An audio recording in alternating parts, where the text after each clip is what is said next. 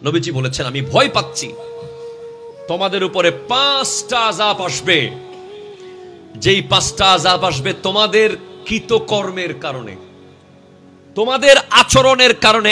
এক, যখন কোন জাতি প্রকাশ্য অশ্লীলতা করে, বেহায়াপনা, কোন জাতি যখন প্রকাশ্য বেহায়া হয়ে যায়। আল হায়াউ শুবাতুম মিনাল ঈমান, লজ্জা হচ্ছে ঈমানের একটা অঙ্গ। লিকুল্লি দীনিন খুলুকুন ওয়া খুলুকুল ইসলামি আল হায়া, প্রত্যেক ধর্মের একটা স্বভাব আছে, আর ইসলামের স্বভাব হলো লজ্জা। প্রত্যেক ধর্মের একটা স্বভাবজাত আচরণ আছে, ইসলামের স্বভাবজাত আচরণ হলো লজ্জা।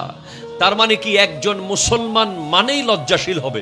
সে ঘরে, বাইরে, সমাজে, রাষ্ট্রে, অফিসে, ব্যবসা প্রতিষ্ঠানে, দোকানে, রোডে, গাড়িতে, সব জায়গায় তার মধ্যে একটা লজ্জার পর্দা থাকবে। যদি সেই পর্দা পাওয়া যায়, সে মুসলমান। যখন কোন জাতি প্রকাশ্য বেহায়া হয়ে যায়, আল্লাহ সেই জাতির উপরে মহামারী দেয়। মহামারী, এমন এমন রোগ আল্লাহ সেই জাতিকে দেবে, যেই রোগ তারা আগে কোনোদিন দেখেনি, তারা আগে কোনোদিন নামও শুনেনি, তারা আগে কোনোদিন চিন্তাও করতে পারেনি। এমন একটা রোগ আবার হতে পারে যদি কোন জাতি প্রকাশ্য বেহায়া হয়ে যায়, কোন জাতির নারীরা যদি বেপরদা চলাফেরা করে, কোন জাতির দেবররা যদি ভাবির সাথে অন্যায় সম্পর্ক রাখে, দুলা ভাইরা যদি শালীর সাথে বেহায়া সম্পর্ক রাখে, কোন জাতির মধ্যে যদি পরকীয়া, কোন জাতির মধ্যে যদি স্বামী বিদেশ, স্ত্রী আরেকজনের সাথে সম্পর্ক, এই ধরনের আচরণ হয়ে যায়, তখন সেই জাতিকে আল্লাহ একটা শাস্তি দেবে। হাদিসে পাক আমার সামনে সহিহ হাদিস, অসংখ্য সিহাসিত্তার কিতাবে হাদিসটি এসেছে যে ওই জাতির প্রথম শাস্তি হলো, বেহায়া জাতির প্রথম শাস্তি হলো, তাদের উপরে মহামারী আসবে, প্লেগ আসবে, কোভিড-19 আসবে, এর চেয়ে আরো মারাত্মক মারাত্মক রোগ আসবে, যেগুলো তারা আগে দেখে নাই। সিরাতে মুস্তাকিমে যারা চলে, সিরাতে মুস্তাকিমের অনুসারী যারা, তারা কখনো বেহায়া হতে পারে না। হাত তুলে বলেন ঠিক কিনা?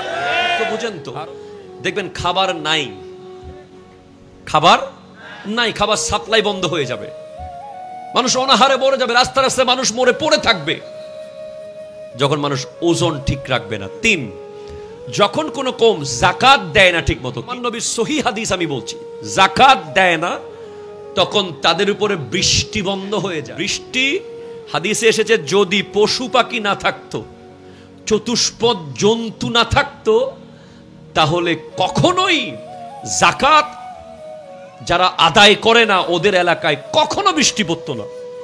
সামান্যতম বৃষ্টি যে পড়ে, এগুলো ওদের এলাকায় যে চতুষ্পদ জন্তু আছে, গরু, ছাগল, মহিষ, ভেড়া, দুব্বা, ওদের কারণেই বৃষ্টিটা হয়, না হলে বছরকে বছর বৃষ্টি হতো না, যারা যাকাত দেয় না। সেজন্য যদি বৃষ্টি চান, যাকাত দিতে হবে।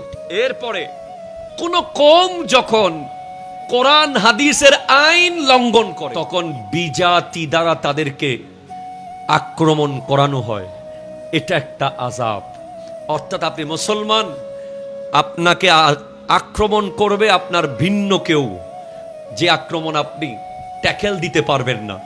আজকে আমাদের উপরে, যদিও আপনি বলতেছেন হুজুর আমাদের উপর তো কোনো আক্রমণ, আমাদের উপরে কেউ হয়তো গুলি মারতেছে না, বিজাতিরা, ইসলাম বিরোধীরা গুলি মারতেছে না, পরমাণু মারতেছে না, ওয়েপন মারছে না, মিসাইল মারছে না, কিন্তু তারা আমাদেরকে সাইবারে যে অস্ত্র দিয়ে দিয়েছে, মোবাইল গেমিং, অশ্লীল ভিডিও, নেগেটিভ নেগেট, ব্লু ফিল্ম, অশ্লীল সিনেমা, অশ্লীল নাটক, অশ্লীল গেম, ফেসবুকিং, ইউটিউবিং, এগুলো এক একটার মধ্যে এমন এমন ভয়ঙ্কর অস্ত্র আছে, যে অস্ত্র আপনার জীবনও নিতে পারে, ঈমানও নিতে পারে। ঠিক কিনা কথা বলে?